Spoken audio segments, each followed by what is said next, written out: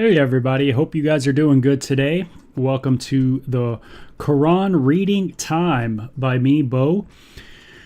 I'm just a kid, or a guy who was a kid who grew up in Southern California, not really aware of world religions and kind of what they were. All I knew is I was in a very diverse culture in Los Angeles County and Ventura County, where everybody believed different things. I knew that growing up. I was more very secular, progressive, atheistic in my background, but I realized in a short period of time that a lot of people were all kinds of things. And, when you grow up around 12 million people, there's all kinds of different beliefs out there, different thoughts. And people in California tend to always talk about them being spiritual. Well, one of the big religions of the world is Islam. And Islam certainly has been kind of at the forefront of a lot of the news that's out there today. And a lot of people have not ever read the Quran before, or the Sirah, which is the life of Muhammad, or the Hadiths, which are writings that help, they're kind of companions, if you will, to the Quran to help explain the Quran. Now, the reason why those are important is because in reading the Quran, we are very early on in our reading of the Quran. We're on part 5 today of what's called the Cow. It's the beginning of the Quran. But you've already probably noticed in the reading that there is no context to the Quran. We don't really know much about why, where, what, how, anything like that. It just goes. It hits the ground really running. If you just pick it up for the first time, it's not going to be like the Bible, where the Bible is a full narrative. It's a history of the world, and it hones in on the history of a particular people group known as Israel. We also get other people groups there's very detailed genealogies, and there's detailed places, people, things, languages, cities, tons of names, tons of places, tons of artifacts that are mentioned, things, it's very detailed, and it's a narration. There's a context, but as we read the Quran, there's no such thing. In the Bible, you have a idea of you get an understanding of God, which is called theology. You might have heard that term before, theology. The idea of the study of God, the knowledge of God. And in the Bible, you get a full understanding of who God is, what God is like, and the characteristics of God, the character of God, his interactions, and how that plays out in history. And in the Quran, we don't get that. All we're getting is that Allah is, that there's a messenger of Allah, and he's really trying to convince people that his message is most important, and to get people back on the straight and narrow in his day, they need to pay attention to the revelation of Allah. Allah is God, and that there is an abrogation, it mentioned already in the Quran very early on, meaning it supersedes, this revelation supersedes all others. So if you study the book Mormonism per se, and you might be familiar with Mormons and Mormonism, the Mormon prophets, Joseph Smith, Brigham Young, Lorenzo Snow, go down the list. The newer prophet supersedes or can abrogate all the information that was before. And so that's the idea in the Quran as well, that there is an abrogation. Everything in the book, the Jewish scriptures, the Christian scriptures, can be abrogated by this new revelation. So pay attention, Beware, because if you don't listen, then everlasting punishment, impending doom is upon you. And so we are in in the cow, and we're at verse 243. And I really love just read the text and let it speak. You guys, those that listen, just pay attention to what it is, what it says. It says, think about those of old who went forth from their habitations in their thousands, fearing death. And Allah said to them, die. And then he brought them back to life. Indeed, Allah is a Lord of kindness to mankind, but most of mankind does not give thanks. So the idea is kindness of God. Fight for the sake of Allah and be aware that Allah is here, knower. So we already went over war in our prior reading, the idea of jihad in the context of war, taking land back that has been taken from you, a very important part of the early readings of the Quran. So fight for the sake of Allah. He is kind, but fight for him. Who is it that will lend Allah a generous loan to Allah, so that he may make it increase manifold? Allah makes poor and makes wealthy. To him you will return. So he is kind, but he makes people poor, and he makes people wealthy. So fight for him. Think of the leaders of the children of Israel after Moses, how they said to a prophet they had, set up for us a king, and we will fight in Allah's way. He said, would you then refrain from fighting if fighting were commanded for you? They said, why should we not fight in Allah's way when we have been driven from our dwellings with our children? Yet when fighting was commanded for them, they turned away, all except a few of them. Allah is aware of the evildoers. If you turn away, Allah is aware. Aware of what? The evildoers. And of course, it's a knock on the children of Israel. And that after the time of Moses, they didn't fight. They kind of lay down. They didn't do the right thing. Notice it attributes Yahweh, instead of using Yahweh, Yah, the idea in the Hebrew Bible, it's using the term, the title, Allah instead. Their prophet said to them, indeed, Allah has raised up Saul to be a king for you. They said, how can he be king over us when we are more deserving of the kingdom than he is, since he has not been given enough wealth? He said, indeed, Allah has chosen him above you and has increased him abundantly in wisdom and stature. Allah bestows his dominion on those whom he wills. Allah is all-embracing, all-knowing. So God does what he wants to do. He bestows his will on humanity. And their prophet said to them, indeed, the sign of his kingdom is that the ark will come to you, in which is a sakina from your Lord, and a remnant of what the house of Moses and the house of Aaron left behind, the angels bearing it. Indeed, this will be a sign for you, if you are believers.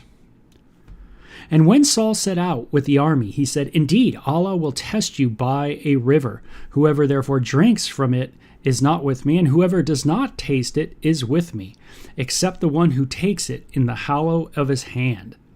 But they drank from it, all except a few of them. And after he had crossed, he and those who believed with him, they said, we have no power this day against Goliath and his host. But those who knew that they would meet Allah exclaimed, how many little companies have defeated mighty host by Allah's permission? Allah is with the persevering. So it's interesting that there's a story here from Gideon from the book of Judges in the Hebrew Bible, chapter 7.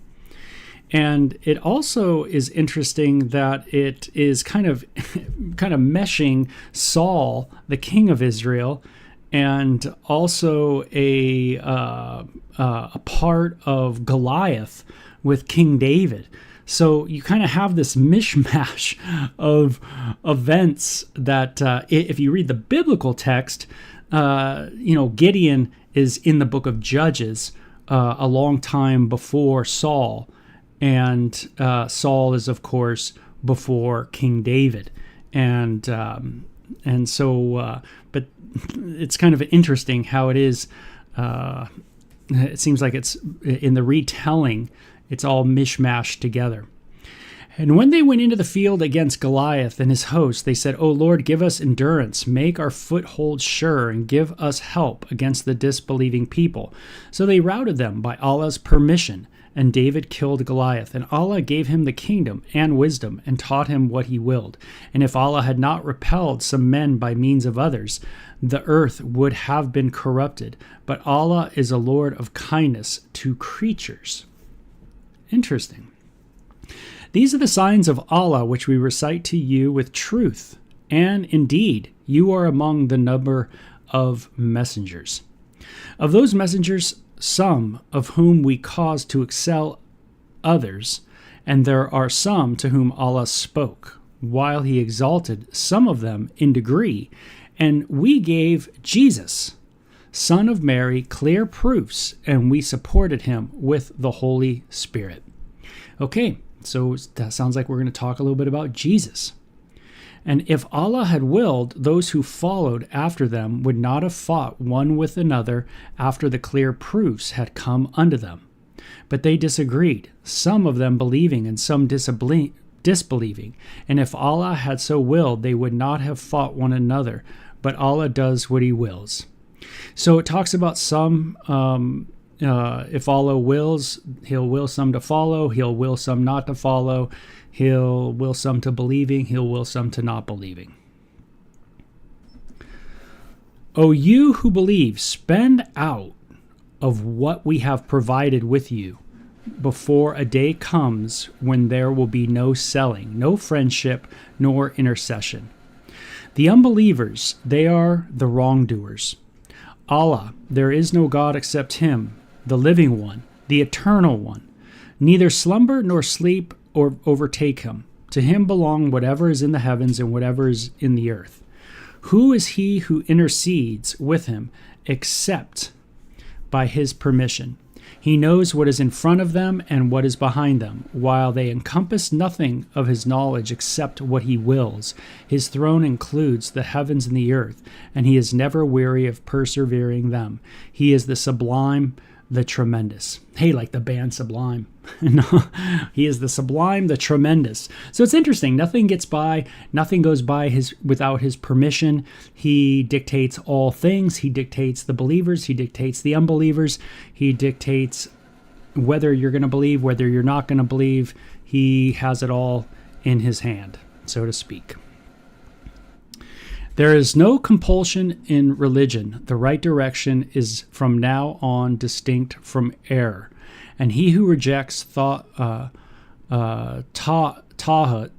and believes in Allah has grasped a firm handhold which will never break. Allah is hearer, knower.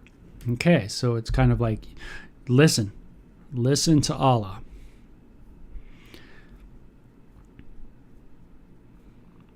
Allah is the protecting guardian of those who believe. He brings them out of darkness into light.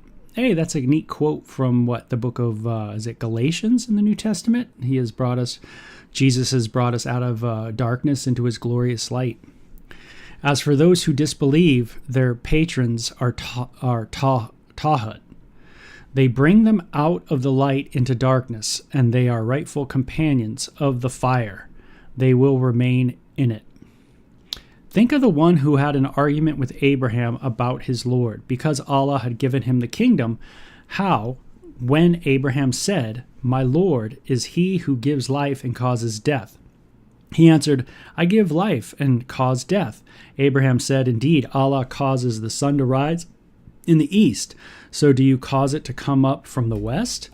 In this way, the disbeliever was embarrassed, and Allah does not guide wrongdoing people. Okay, so there is a responsibility for the person who's a disbeliever, because Allah does not guide wrongdoing people. So it seems to be a little contrary to what was said about Allah, dictates all things. And says, or the comparison of him who passing by a town which had fallen into utter ruin, exclaimed, how will Allah give this township life after its death? And Allah made him die for 100 years, then brought him back to life.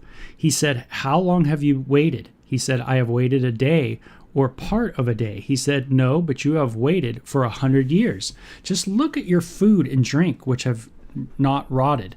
Look at your donkey. And so that we may make you a sign for mankind, look at the bones, how we adjust them, and then cover them with flesh. And when it became clear to him, he said, I know now that Allah is able to do all things. Now, this is an interesting kind of little story of this person who kind of has this resurrection and bones put back together and all this stuff like this. And it sounds very much a little bit like the Valley of Dry Bones in the book of Ezekiel. That's discussing the return of Israel to their land, and that they would have a resurrection, a political resurrection, meaning coming back into the land, becoming a state, and they would also have a spiritual resurrection. And it will be this glorious a thing for Israel. And it seems like there's a part of that, or maybe some of that was influenced here in the Quran.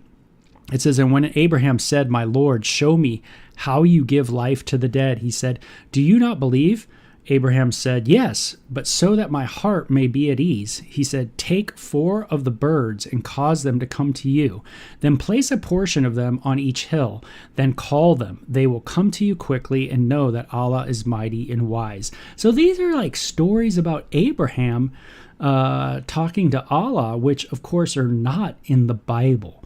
About birds and about this. What about the resurrection and all this stuff like that? Those who spend their wealth in Allah's way are like a grain that grows 7 ears. In every ear, 100 grains. Allah gives manifold increase to whom He wills. Allah is all-embracing, all-knowing. So we definitely have that down. There's a lot of all-embracing, all-knowing. And it's kind of an interesting question. What does all-embracing mean? Well, it must mean all those who come to Allah through the messenger, through Muhammad, right, in this revelation. Those who spend their wealth for the sake of Allah and afterward do not follow up what they have spent with reproach and insult, their reward is with their Lord. And no fear will come upon them, nor will they grieve.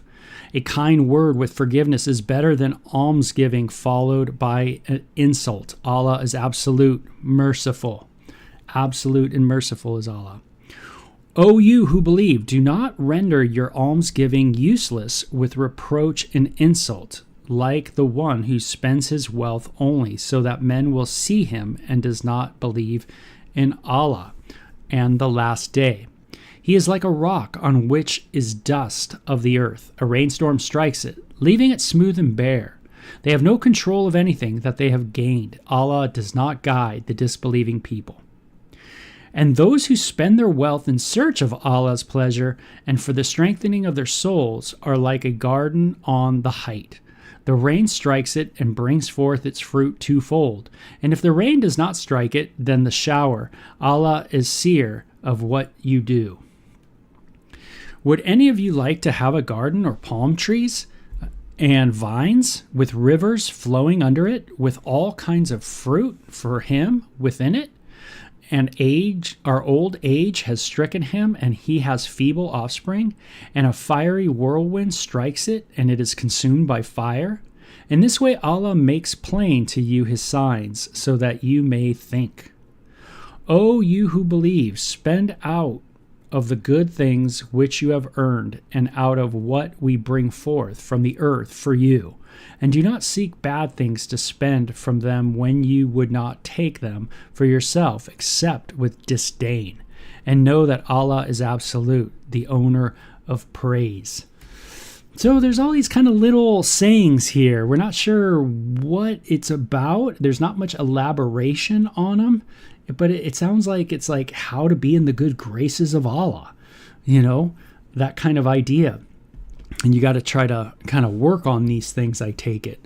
It says, Satan promises you destitution and commands lewdness.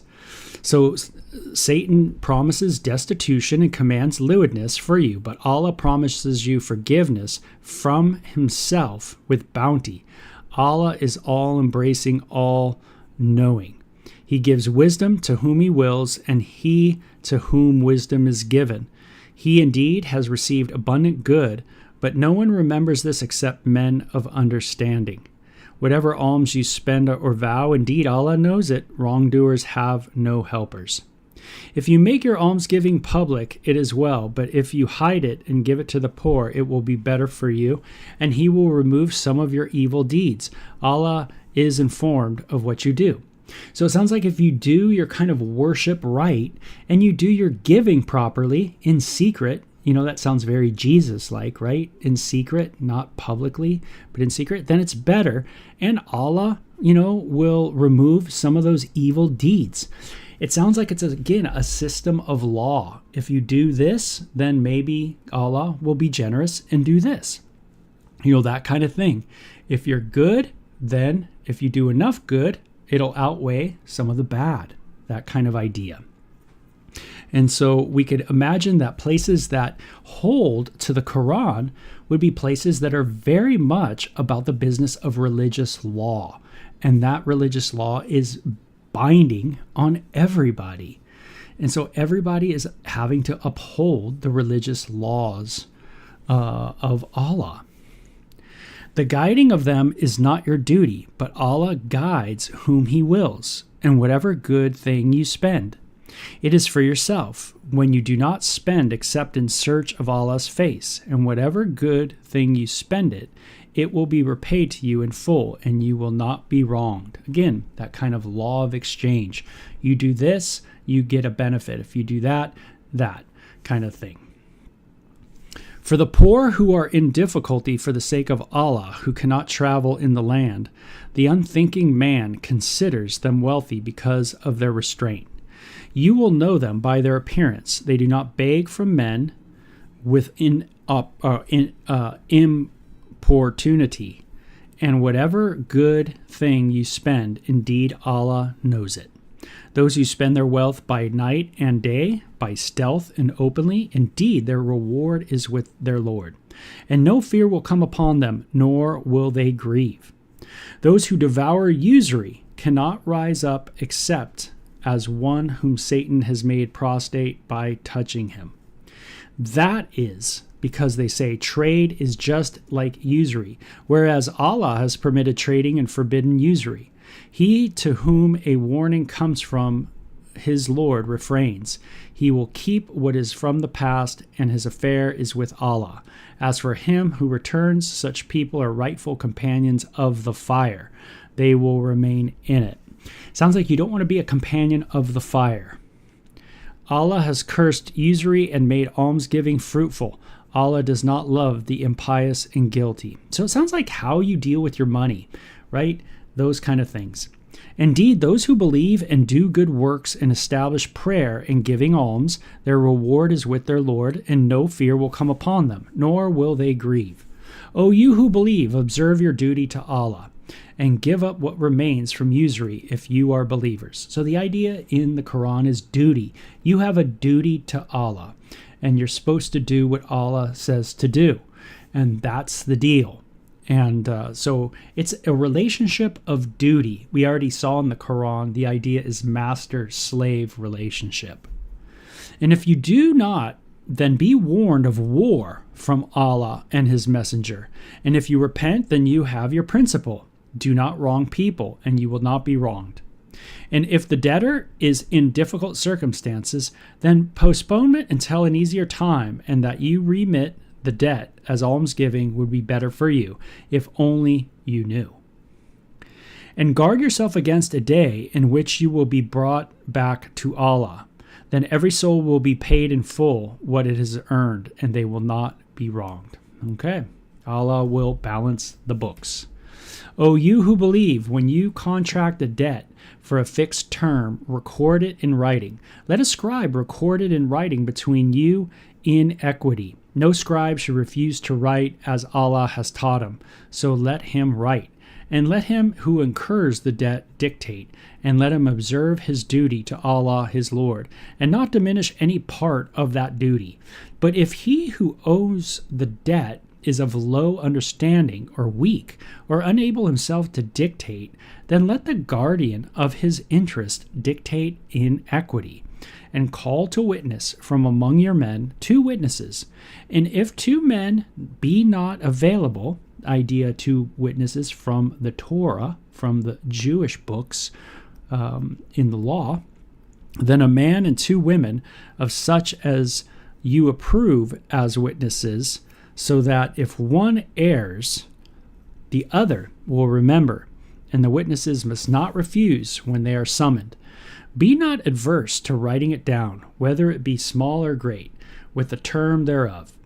That is more equitable in the sight of Allah and more certain for testimony, and the best way of avoiding doubt between you, except only in the case when it is actual merchandise, which you transfer among yourselves from hand to hand.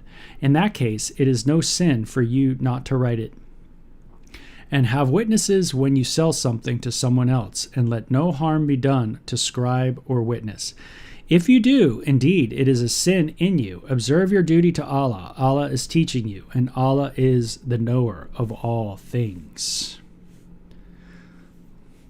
If you be on a journey and cannot find a scribe, then a pledge in hand, and if one of you entrust to another, let he who is trusted deliver up what is entrusted to him, and let him observe his duty to Allah his Lord. Do not hide testimony. He who hides it indeed his heart is sinful. Allah is aware of what you do. To Allah is whatever is in the heavens and whatever is in the earth. And whether you make known what is in your minds or hide it, Allah will bring you to account for it. He will forgive those whom He wills, and He will punish those whom He wills. Allah is able to do all things. There it is. Allah does whatever He wills, man. He'll deal with you the way He wants to deal with you. The messenger believes in what has been revealed to him from his Lord, and believers. Each one believes in Allah and His angels and His books and His messengers. We make no distinction between any of His messengers. And they say, we hear and we obey. Your forgiveness, O Lord, to you is the journeying. Allah does not burden a soul beyond its scope, for it is what it has earned, and against it is what it has deserved. O Lord, do not condemn us if we forget or miss the mark. O Lord, do not lay upon us a burden like what you laid on those before us. So I like that idea. I find this interesting, for it is what is earned, and against it what it is deserved. So you will get what you deserve. Allah, if He gives you something hard, if He puts you through the ringer, it's because you deserve it. That's the idea. And I like how it uses the word miss the mark too, the idea of sin, right? To miss the mark. So it says, O Lord, do not impose on us what we do not have the strength to bear. Pardon us, forgive us, and have mercy on us, our protector, and give us victory over the disbelieving people. Okay, so we got done that. Hopefully you guys feel good. We are going to stop there, and then we'll pick up in Surah 3, called the House of Imran, and that will be our next reading. So thank you so much for joining me today. You can always just think through that and what you just read, and a lot of laws, a lot of what to do's. Sounds like in court situations. Make sure you have evidence for exchange of goods, things of that nature, dealing with money, dealing with giving, being charitable kind of idea. So it sounds very, in a sense, Hebrew law-like. And it's just, something later. The Quran was put down much later than the Torah of Israel. But it's obviously very similar, definitely drawing from what has already been written. So we will talk to you guys later. Surah 3 to maybe tomorrow or Monday. We'll see. Okay, take care. Bye-bye.